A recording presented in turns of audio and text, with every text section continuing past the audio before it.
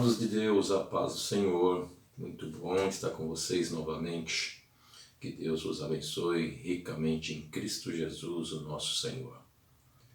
Meus queridos, qual é o fim principal do homem? Pergunta interessante, né? Eu estava meditando, estava vendo o quanto o homem é insaciável. Até porque Deus colocou no jardim de benesses, deu tantas maravilhas para ele desfrutar, não lhe faltava nada.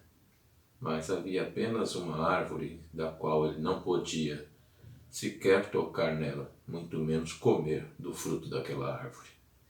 Qual a surpresa para nós? O homem foi lá e não só tocou, mas também comeu do fruto da árvore.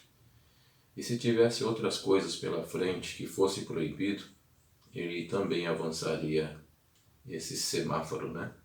E iria de encontro àquilo que ele achasse que pudesse preencher ainda mais o seu ser. O homem é como realmente um ser insaciável. E nós vemos nisso um propósito de Deus. Um propósito muito grande, porque o homem só vai se saciar mesmo na fonte verdadeira da vida, que é o próprio Deus. Pode-se dar tudo para o homem, mas se o homem não tiver Deus, ele não tem, na verdade, nada. Estará sempre vazio, sempre incompleto dentro de si. Então, qual é o fim principal do homem? O fim principal do homem é bem conhecido, é glorificar a Deus e encontrar na pessoa de Deus prazer. Prazer na pessoa de Deus para todo sempre. Então, a primeira coisa é glorificar o nome de Deus. Foi para isso que nós fomos criados. Criados para a glória do seu nome. A finalidade, então, quando Deus fez o homem, é a glorificação do seu nome. E, logicamente, Deus de amor, Deus de misericórdia, Ele não ia deixar o homem fazer essas coisas sem ter prazer na sua pessoa. Então, o homem teria grande prazer em realmente se deleitar em Deus. Esta palavra que nós falamos para vocês, fim principal, tem um significado, uma intenção sincera nessa colocação. Há um propósito definido aí e muito bem elaborado para toda a vida de um cristão, daquele que realmente diz que segue ao Senhor, que o ama de verdade, não é isto? Evidentemente, todas as pessoas nessa terra, ela tem propósitos. Tem propósito com a família, propósito de estudar, propósito de alcançar algumas coisas em vida aqui, né? Construir os seus castelos, não é mesmo? Então o homem está cheio de propósitos, mas nenhum desses propósitos, evidentemente, pode estar colocado acima da pessoa de Deus. Tanto que Jesus falou, né? Que aquele que ama pai, mãe, irmãos, irmãs, acima da sua pessoa, ou mais do que a ele, não é digno dele. Então isso está na Bíblia e nós assim acreditamos. Podemos ter propósitos? Sim, sem dúvida nenhuma. Nós somos seres humanos, seres pensantes, criativos, né? Somos imagem e semelhança de Deus. Mas nosso propósito principal é realmente glorificar o nome de Deus e, na verdade, ter prazer nele eternamente. Então, pensemos bem sobre esse assunto. O sentido desta pergunta que fazemos aos senhores, qual é o fim principal do homem, é que o propósito de glorificar a Deus estará sempre acima, bem sempre acima de qualquer outro propósito, de qualquer outro propósito. Isto será realmente a base fundamental para todas as outras realizações na vida humana. Mais uma vez, pegamos o que Jesus disse, né? Busca primeiro o reino de Deus e a sua justiça, e todas as demais coisas vos serão acrescentadas. Se você tiver o propósito de glorificar a Deus em primeiro lugar, essa será a base para todas as suas outras realizações, porque o Senhor irá acrescentar na sua vida todas as demais coisas que você precisa.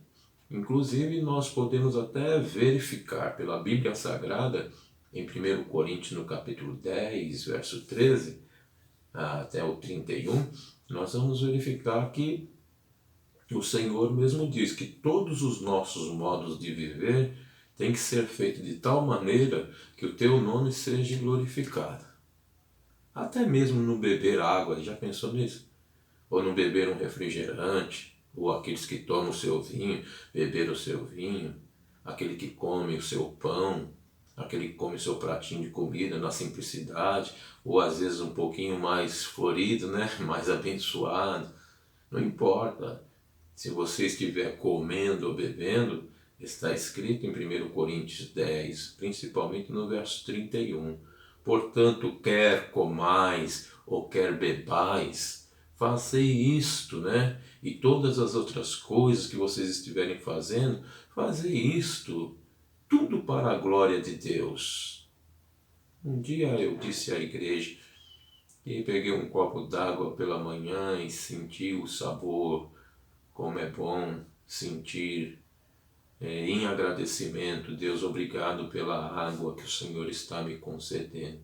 São pequenos detalhes que às vezes as pessoas não dão valor justamente porque desprezam, né? Mas se tivessem numa longa jornada, no meio de um deserto, e tivesse faltando água, ele saberia muito bem o que nós estamos falando.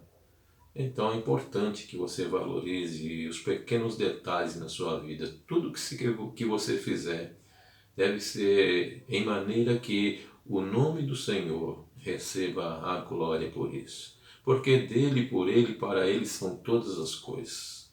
E sem ele, está escrito, nada do que foi feito se fez. Não é verdade? Você levantar e respirar, ter o ar para respirar. Você não valoriza às vezes isso. A importância de você até mesmo fazer suas necessidades higiênicas básicas em pleno funcionamento do seu organismo. Às vezes não se valoriza isso. Só vai se valorizar realmente, né, quando você perde as funções. Às vezes as pessoas reclamam de um zumbido no ouvido.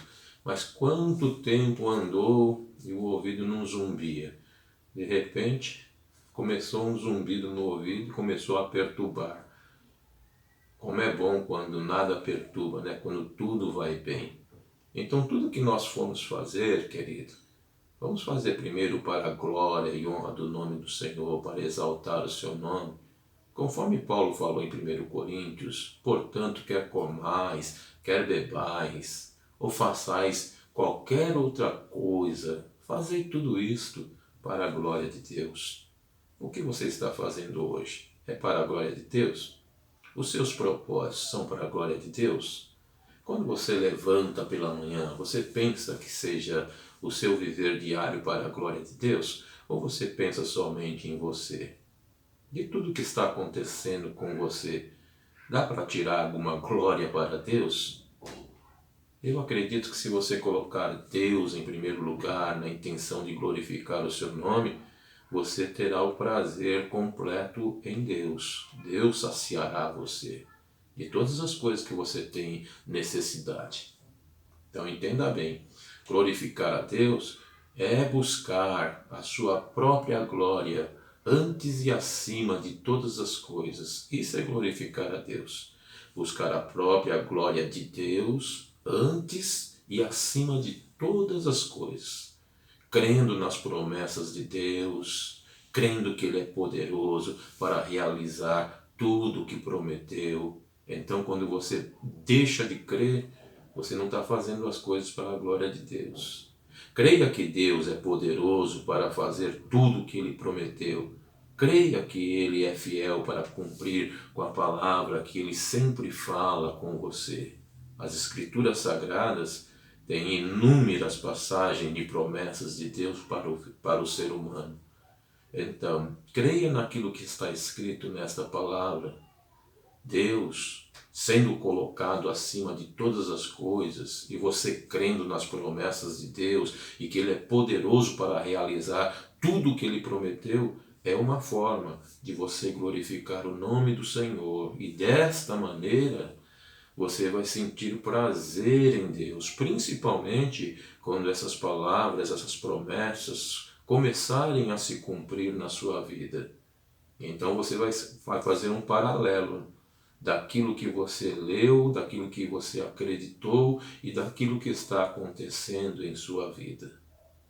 Mas como que a gente pode adorar, glorificar a Deus sem conhecer quem é Ele? O próprio Calvino disse assim: só podemos glorificar a Deus quando nós sabemos quem Ele é. E é verdade. Como é que a gente pode glorificar a Deus se nós não sabemos quem Ele é? Somente podemos glorificar aquilo que nós conhecemos ou a quem nós conhecemos. Como poderíamos dar glória a uma pessoa desconhecida? É um absurdo, né? Não podemos dar glória a uma pessoa desconhecida. Então é necessário conhecer ao Senhor. Por isso está escrito: sigamos e prossigamos em conhecer ao Senhor. Bom, primeiro ponto, o próprio Santo Agostinho, Santo Agostinho dizia isso: Senhor, devo primeiro eu conhecer ou devo primeiro adorá-lo? Pois se não o conhecemos, facilmente incorremos no erro de adorar a outra pessoa ou a um outro Deus que não seja o Senhor. Então, qual é o caminho certo? Primeiro adorá-lo ou primeiro conhecê-lo? Logicamente, nas suas colocações está evidente uma resposta. Primeiro conhecê-lo, justamente para não adorarmos aquilo que ele não é, ou adorarmos um Deus estranho, pensando que é Deus. Colocar os nossos sentimentos em outras coisas que não sejam a sua pessoa. Então, primeiro é necessário conhecer a Deus. Adorar a outro Deus seria ter na sua vida consequências muito trágicas. Está escrito no Salmo 115 que os ídolos dessas nações, eles têm olhos, mas não veem, têm boca, mas não falam, têm ouvidos, mas não ouvem, têm mão, mas não apalpam, e têm pés, mas não andam. E está escrito: tornem-se semelhante a eles todos aqueles que o fazem e aqueles que o adoram. Então, adorar ídolos que não sejam Deus, o Deus verdadeiro que nós estamos proclamando nesse momento, isso traz umas consequências muito trágicas, porque toda a adoração deve ser dirigida somente à pessoa de Deus. Só a adoração deve ser vinculada à pessoa de Deus de acordo com os preceitos estabelecidos nas Escrituras. Não é qualquer tipo de adoração, porque o que estão fazendo hoje aí e dizendo que se trata de uma adoração a Deus, às vezes chega a ser um ponto de absurdo tal que fere até a santidade divina, e eu acredito, que provoca até a ira de Deus, a maneira como as pessoas dizem estar adorando a Deus. Por exemplo, Moisés estava no monte, 40 dias e 40 noites, não foi fácil. Quando desceu, ele escutou um barulho. E falando com Josué sobre o barulho, houve uma dúvida no coração de Josué. Músicas de pessoas que venceram guerra, música festiva. E Moisés disse: não, isso não é música dos vencidos nem dos vencedores. Mas o povo está corrompido. E o povo estava adorando, festejando, pulando, adorando deuses criados pelas suas próprias mãos. A ira de Deus se acendeu. Você bem conhece essa passagem. Então nós não podemos fazer uma adoração sem conhecer a pessoa para a qual nós estamos rendendo essa adoração. Deus é um Deus que, segundo está escrito, é cioso. O que é cioso? Cioso é uma pessoa que tem ciúmes, ou seja, um zelo pela amizade que ele tem, pelo amor. Ele é um Deus que tem um ciúmes de um zelo santo pelo seu povo. aquele que ele separou para si e nomeou para que eles pudessem ir e dar fruto. Então Deus é um Deus cioso, é um Deus zeloso, é um Deus segundo a linguagem de Tiago, no capítulo 4 da sua carta, diz assim: vocês cuidam que a Escritura diz de forma vã que o Espírito que em nós habita tem ciúmes? Ele tem ciúmes. Não é um ciúmes carnal como é o ciúmes do homem, um ciúmes diabólico, não é um ciúmes de inveja, não é um ciúmes maligno, um ciúmes que faz mal a outra pessoa, mas é um ciúmes de zelo. Não é esse ciúmes humano como nós conhecemos, mas um ciúmes de zelo, zelo de Deus. E Deus tem zelo pelo seu povo. Povo que ele criou para que desse glória ao seu nome, para que o exaltasse em toda a caminhada. O próprio Tiago, nessa mesma carta, nessa mesma passagem, ele diz também, chamando as pessoas de adúlteros. Sua linguagem é forte, mas bem providencial. Ele diz assim: adúlteros e adúlteras, não sabeis que a amizade do mundo é inimizade contra Deus? Esse termo utilizado é pesado, verdadeiramente. Mas Deus separou para si o seu povo para lhe adorar. É como uma noiva para o cordeiro. Então, como o homem usa desta linguagem, quando a sua amada está nos braços de outra pessoa, o seu amado nos braços de outro, ele usa a linguagem e chama de adúltero, porque fere a sensibilidade e uma aliança existente. Da mesma forma, Deus tem uma aliança com o seu povo. E se você adora deuses estranhos, coloca outra pessoa acima de Deus na sua vida, ou coisas dessa terra acima de Deus nessa vida, Deus te chama dessa forma. Adúlteros e adúlteras, não sabeis que as amizades do mundo são inimizades contra Deus? A intenção desta frase não é de ferir, mas é de levantar a pessoa na sua consciência. Talvez até nos fazer corar de vergonha. O que eu estou fazendo com a minha fidelidade que eu digo que eu tenho para com Deus? Até me trazer o peso da culpa. Realmente eu estou muito errado, tão distante de Deus. Falo que o amo, mas minhas ações não condizem que eu amo a Deus. E por fim, a finalidade desta palavra parece até pesada, é gerar em nós um arrependimento. E nós precisamos entender que Deus quer que nós venhamos a cair no arrependimento. Como está escrito em Isaías 42 e verso 8. Ele falando sobre o seu nome, Deus, ele fala assim: eu sou o Senhor. Senhor sobre todas as coisas. Se ele é Senhor na tua vida, então medite nisso. Eu sou o Senhor. Este é o meu nome.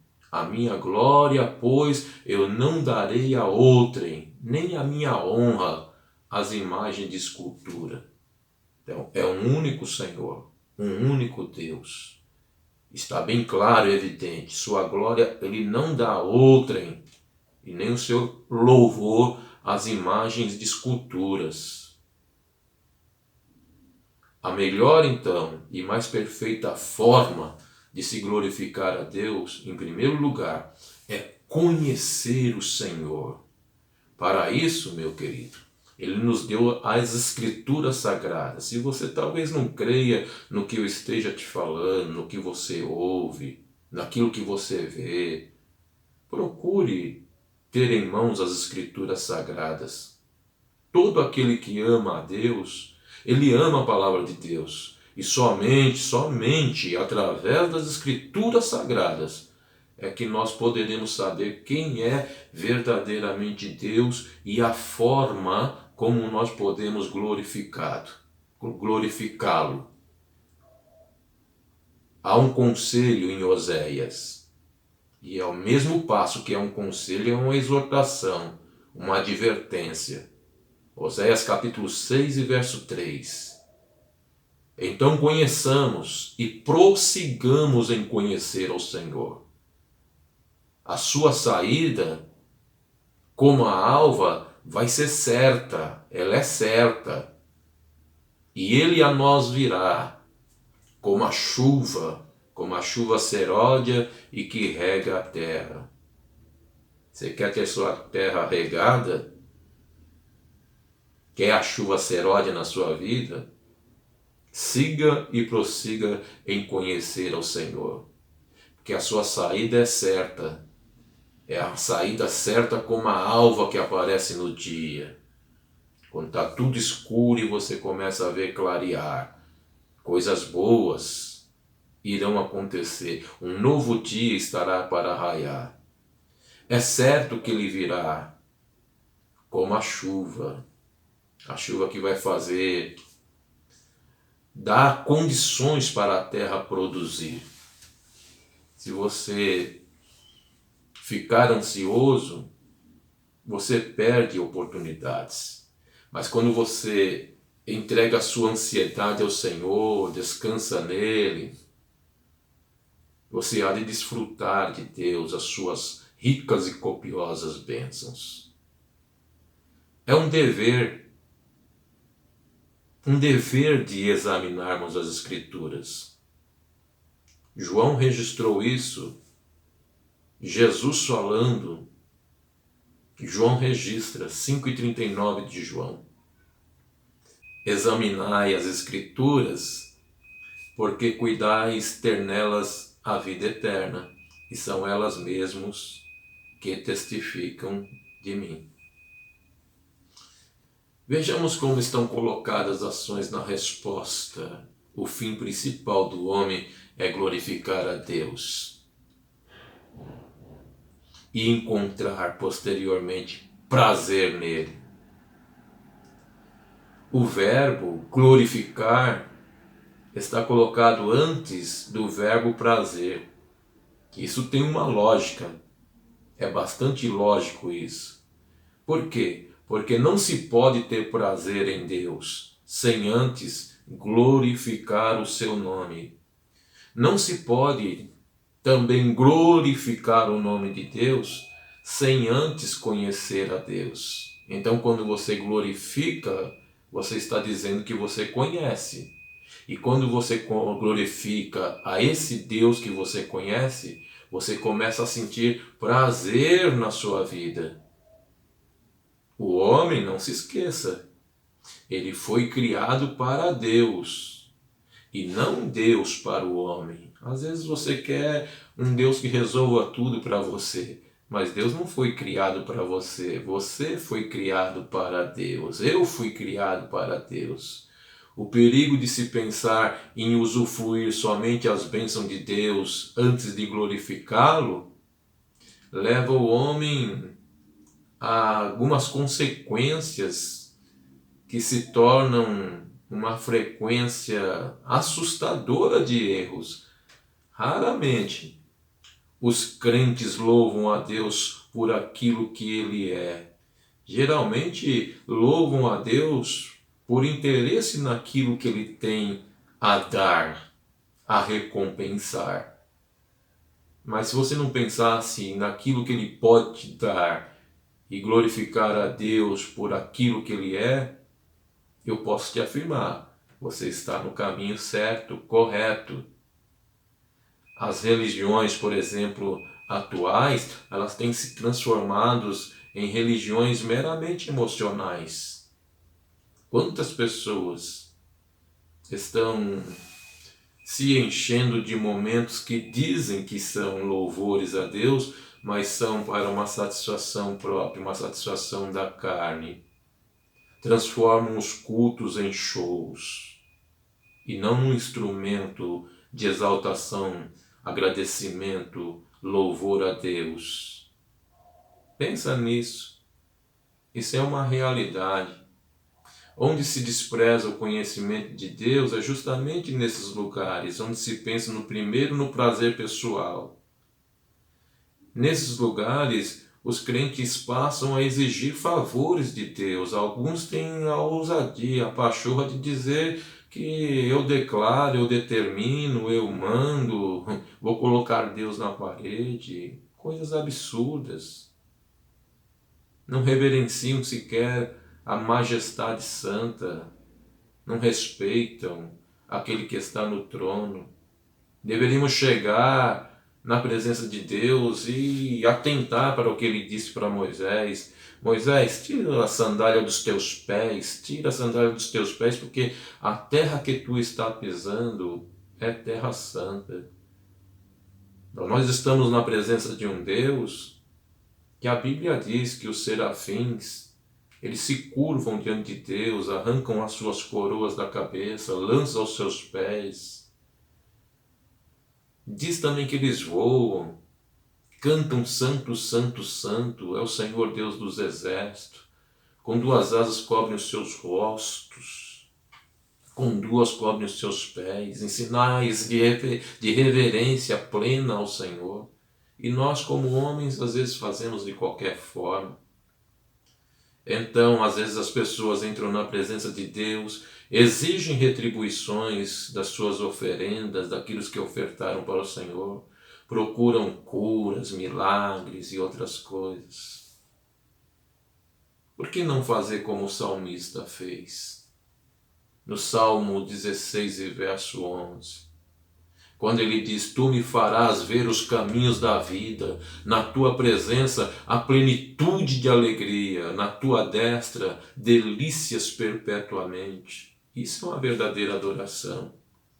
Saber que somente Deus pode me mostrar os caminhos da vida, que na presença de Deus há plenitude de alegria, na destra do Senhor, na sua direita, tem delícias perpetuamente.